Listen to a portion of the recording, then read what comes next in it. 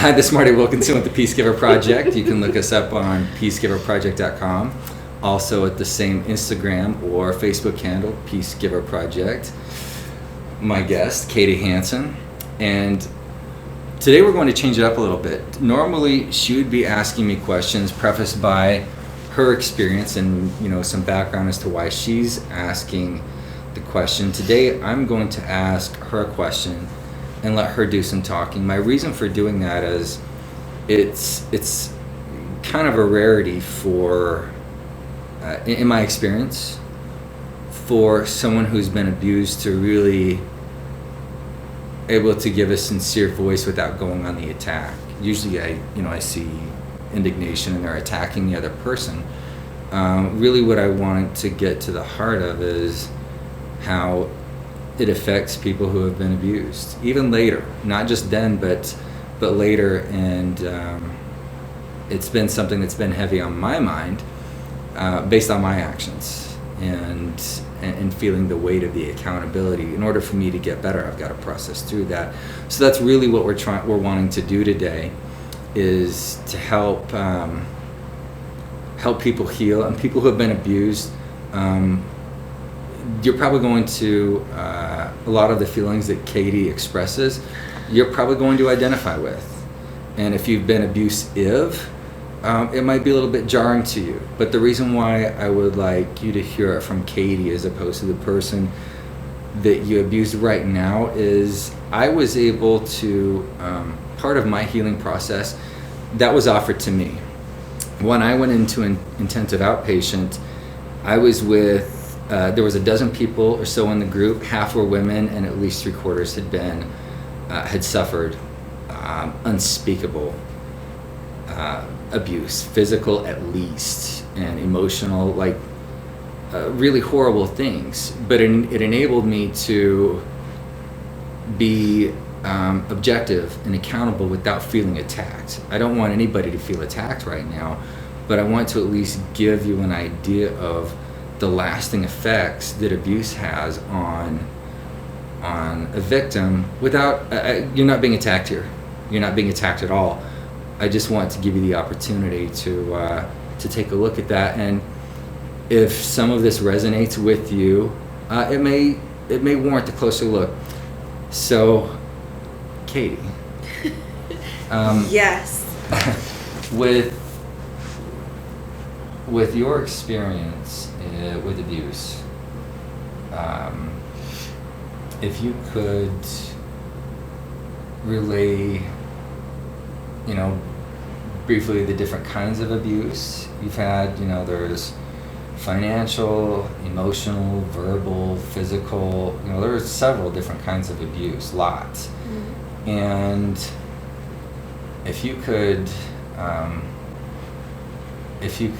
just say which abuses you've experienced, only so they understand where you're coming from, and how that affected you, for how long, how that affected you in your day-to-day interacting with kids, other people, your inner dialogue, other men, trust, all of that. Yeah. Okay, so for me, I think I was submitted to all of them. So like you said, you have financial abuse, emotional abuse, physical abuse, mental abuse. Oh my gosh, I'm sure there's so many more that are there. But it took me a long time to realize that I was actually a victim of that. So when you're in the situation, you truly 100% believe that it's all your fault. So you don't see it as being abused in any way. It's just a mental thing where you deserved it. It is what it is.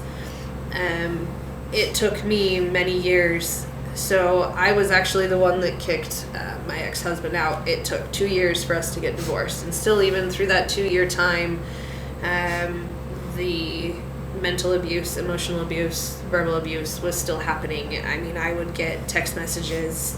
I couldn't even tell you how many a day I would get, and it would get to the point where I'd have to put my phone away because it was hurting me so badly. Right after I had him leave my house, it was a good year and a half that I was a hermit in my house.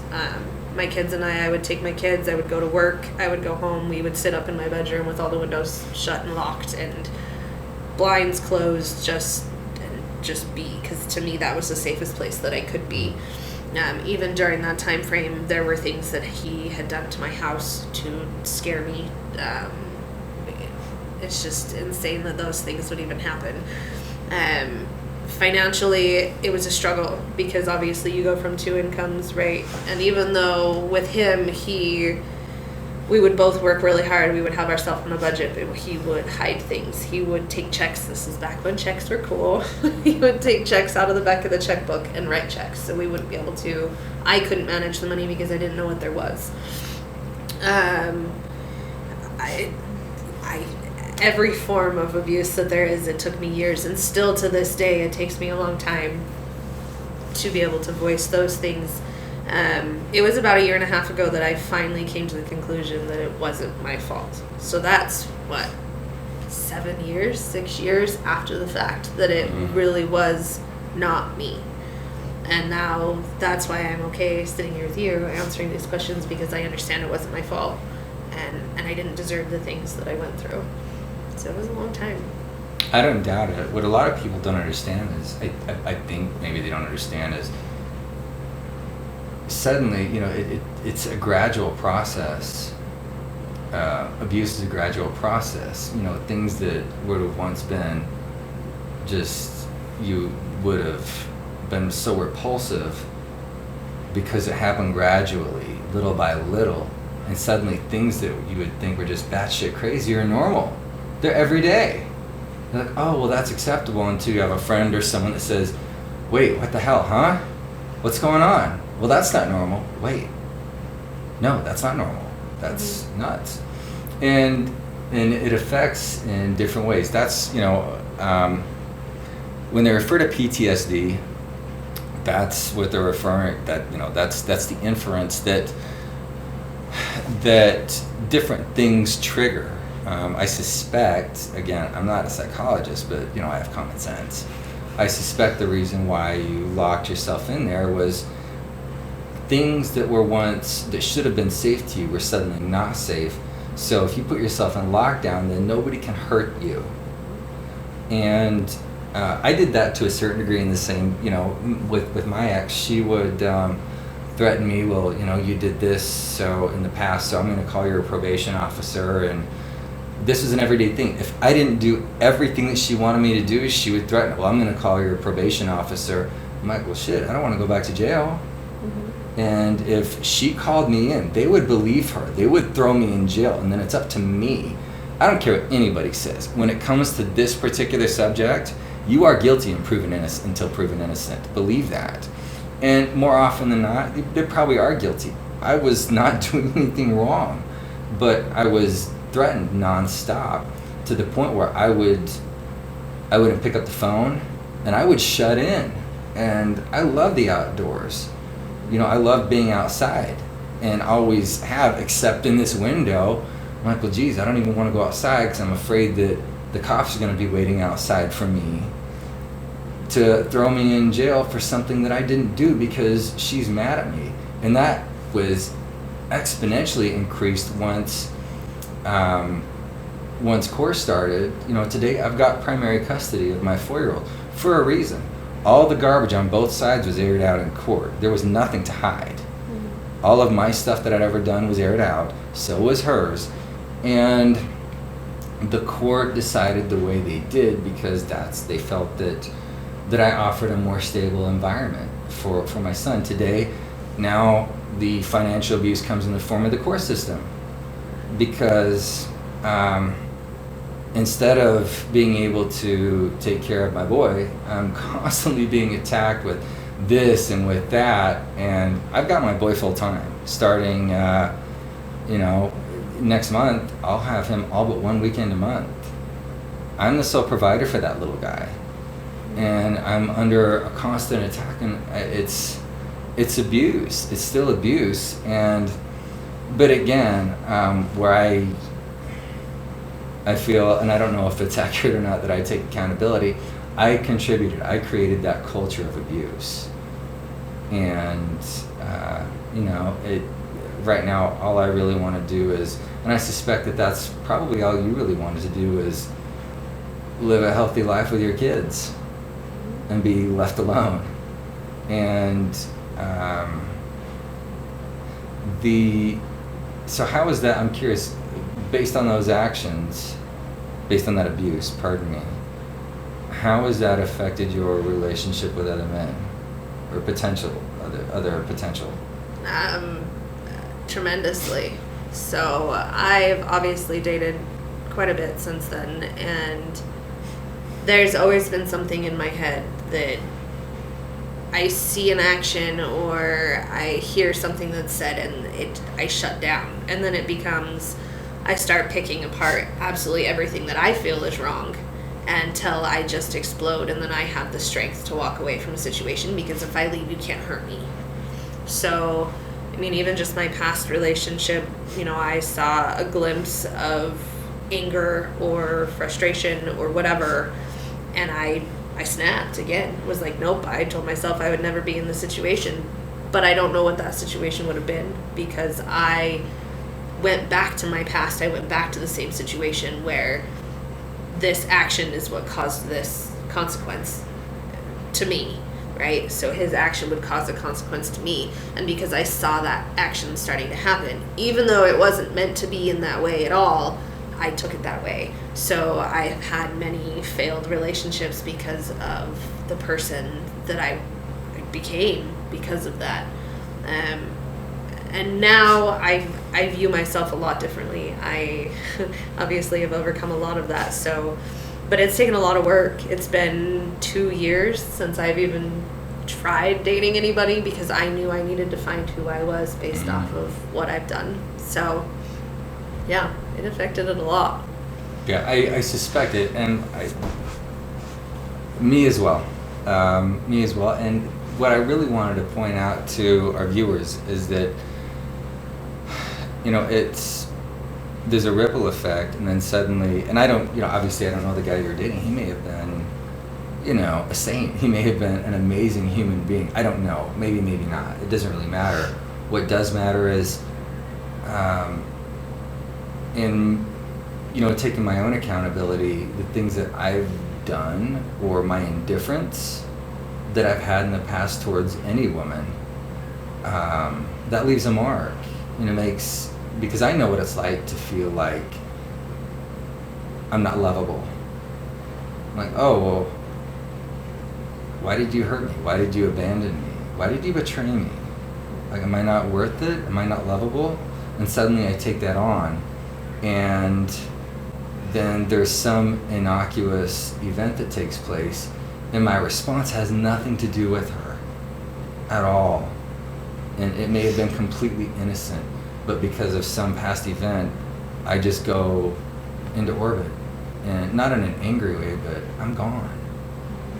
And it's sad when you think how many relationships could have been amazing, maybe, beautiful, had that not taken place, had that past trauma not taken place. I would say two things. One, for people who have been abused, it's a lot of work. It takes a minute, and it probably, it might be healthy, so you're a professional, but for both of us, it's been healthy to check out of the dating scene and to work on ourselves so we don't pass that on to somebody else, because there's damage. It damages them too. It damages the next person that they didn't sign up for, nor did they deserve. For someone who has been abusive, there's lasting consequences to our actions. The person that we abuse, they don't have to just deal with the consequences of our abuse for a day or a month or even maybe a year, but those consequences, I've been married twice, and with my first wife, I wasn't physically abusive, but I would say, there was some emotional abuse there, and I've had to apologize for that, because it's affected the way how open she is to new relationships. And I want her to be happy. She deserves to be happy. But the reason why I wanted to sincerely apologize to her is because I wanted to give her the space to heal. And in her case, she hasn't been ready to talk about it yet. I did tell her, I said, look, I'm so sorry. If whatever I can do to make it right, I'll do it. And she said that she wasn't ready to talk about it yet. So my response was, well, when you're ready to talk about it, I don't care what time it is, if it's 3 o'clock in the morning, I'll stop whatever I'm doing and I'll pick up the phone and I will hear everything that you have to say, because I owe that to her. I owe it to her to allow her the space to heal. And it's not going to feel good for me. I know it's going to hurt. But I hurt her, and I don't feel the need to be a whipping post, but I need to make it as right as I can so she can heal and be happy, in part because I don't want that hanging over my head.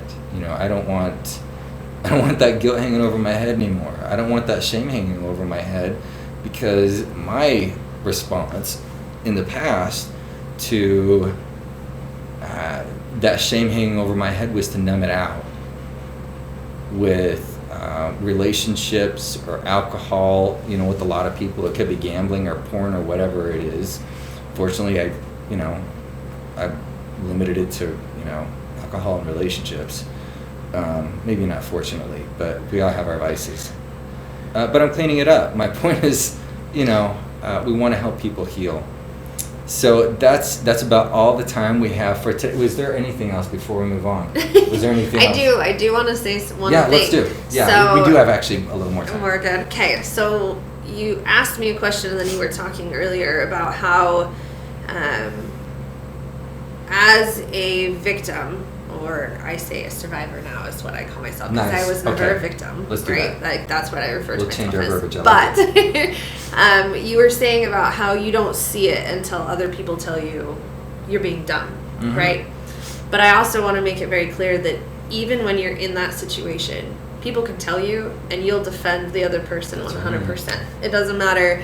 They'll tell you that you're being abused or whatever else, and you'll say, no, I'm not. He's not. He doesn't do that, because you have now been so manipulated to understand that what you're receiving is what's natural. That's what you deserve because you did something wrong or whatever there is. Yeah. So for me, it's really hard because I had people tell me that. I had my family, my sister would tell me that, and I would defend my ex over my sister, and it caused a lot of a lot of stress and whatever between my sister and I, because she was trying to protect me, being the older sister, and I was protecting this man who was abusing me.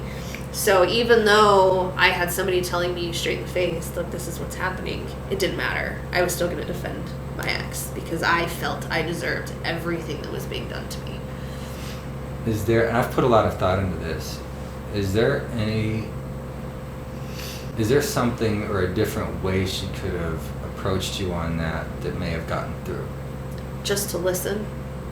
Because as soon as you sit down and tell somebody they're doing something wrong, your first experience, you shut down. No, I'm not. I'm right, you're wrong. Mm-hmm. So for me, if she would have just listened to me and said, okay, because when you're doing it and you're talking and you're working it out, you're going to work it out in your head. Pretty soon you're going to be like, oh, okay, that's not right. Or you're going to observe other people, but as soon as somebody calls you out on it, you shut down.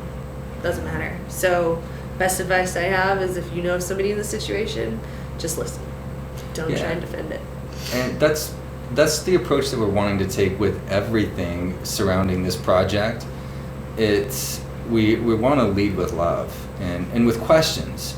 But the second that someone feels attacked, then it's human nature to go into defense mode. It's into lockdown. Even if you know that you're wrong, if you're being attacked, your natural response is to defend your position.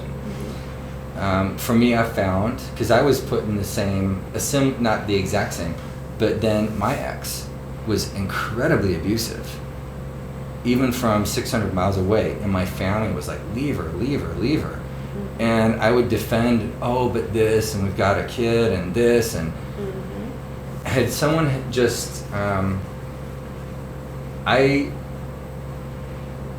I respond well to questions. If someone says, "Hey, I love you. Do you think maybe it's at least possible that this is unhealthy? That that's, do you think it's at least possible?" And I finally got that in intensive outpatient. That question, "Hey, do you think it's at least possible that it's," and it helped me to put it in those terms, that they put it in those terms, because it's not a matter of good and bad. I don't have to be right. She doesn't have to be wrong.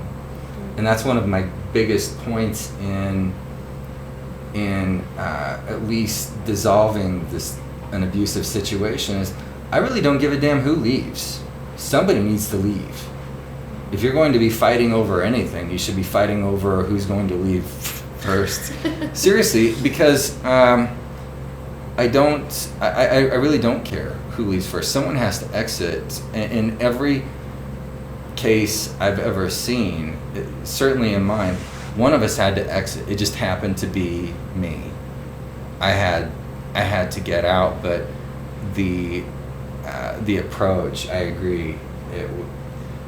When people would come and tell me that I was wrong, and even that my ex was a horrible person, and or even if they said that her actions were horrible, when I could stop with the black and white, she has to be wrong and I have to be right.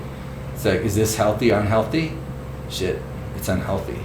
Okay, that's all I need to know. It doesn't even matter whose fault it is. I don't need to assign blame. I just need to know that it's unhealthy. Yeah.